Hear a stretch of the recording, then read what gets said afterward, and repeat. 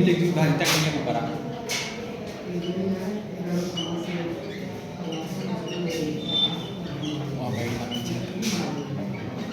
विभाजिता का नियम में आप लोगों को बताया गया है 10 तक, ठीक है। आज 11 से चालू करते हैं। 11 का नियम, विभाजिता में 11 का क्या नियम है, क्या प्रोसेस है, वो हम लोग आज सीखेंगे, ठीक।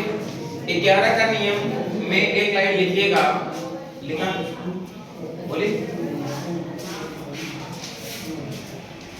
दी गई संख्याओं के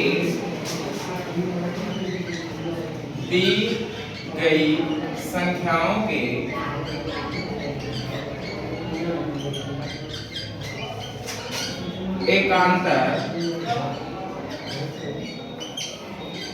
क्रम का योग का अंतर 0 या 11 के गुणज प्राप्त होने पर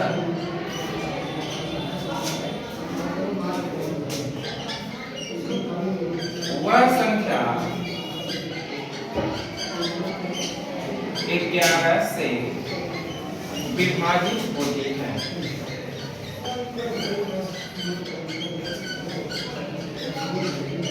वह संख्या 11 से विभाजित होती है, मतलब कहने का क्या मतलब है कि दी गई संख्या के एकांतर क्रम के योग का अंतर, एकांतर क्रम के योग का अंतर 0 या 11 का गुणज प्राप्त हो तो वह संख्या 11 से विभाजित होती है।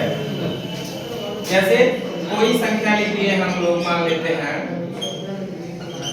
ये लिख दिए, बताइए क्या यह संख्या 11 से विभाजित होगी? इसको पता करने के लिए हम लोग क्या करेंगे, एकांतर क्रम का मतलब होता है कि एक एक के छोड़ छोड़ के।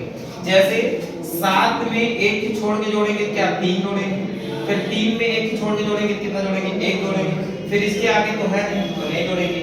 तो 7 3 10, 10 और 1 कितना हो जाएगा जी 11, ये होगा 11 इधर हो गया। अब जो छोड़ के गिने हो उसको ऐड करो, तो 1 में 3 जोड़ेंगे 4 और 7 4 कितना हो गया 11।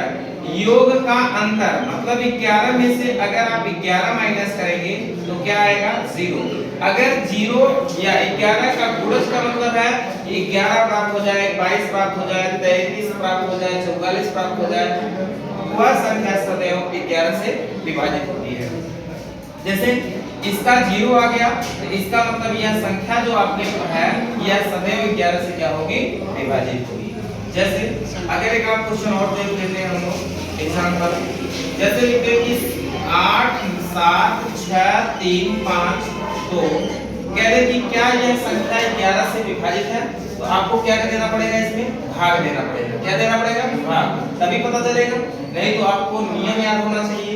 नियम क्या कहता है कि एकांतर क्रम में योग का अंतर, मतलब ये एक एक की छोड़ के, जैसे देखा 2 में 3 जोड़िया 5, अब 5 में 7 जोड़िए 7 5 कितना हो गया 12। अब जो छोड़े हैं संख्या उसको ऐड करेंगे, 6 5 11, 11 और 8 कितना हो गया 19, अर्थात 19 में से अगर आप 12 घटाएंगे तो कितना आएगा जी 7। तो बताइए यह 0 आया, नहीं आया ना, इसका मतलब यह संख्या 11 से विभाजित नहीं हुई। अगर 0 आता या 11 आता या 11 दूनी 22 आता या 11 तिया 33 आता या 11 चौक 44 आता, मतलब 11 के गुणज में कुछ भी आता तो वह संख्या सदैव किससे विभाजित होती, 11 से। बात समझ आया कि नहीं? जैसे देखिए परीक्षा में इसमें क्वेश्चन कैसे पूछता है, क्या प्रोसेस है, क्या रूल्स है, कैसे क्वेश्चन दिया जाएगा, इन पे हम लोग समझेंगे कि क्या मेथड है। इसको डिलीट किया जाए, बोलिए जी। हां डिलीट। चलिए अगर हम क्वेश्चन लेते हैं तो क्वेश्चन कहता है क्या, देखिएगा एक क्वेश्चन बोले, कहेगा क्या कि संख्या 5 4 3 5 7 और उसके बाद के 11 से विभाजित है, 11 से विभाजित है, तो k का मान बताइए, तो k का मान बताइए। तो k के का मान बताइए। बताइए, बता पाएंगे कि नहीं बता पाएंगे? बोलिए, के का मान बता पाएंगे? अब देखिए आपको करना कैसे है, सुनिएगा। जैसे दिया है 5 4 3 5 7 और के, तो पहले एकांतर क्रम में योग का अंतर कर लो। तो के में 5 तो जुड़ेगा नहीं, 5 में 4 जुड़ जाएगा, 5 4 कितना हो जाएगा 9 और प्लस क्या हो जाएगा के। अब इसको जोड़ लो, 7 3 10 5 कितना हो जाएगा 15। इसका मतलब बड़े वाले में से छोटा वाला घटा देना है आपको हमेशा।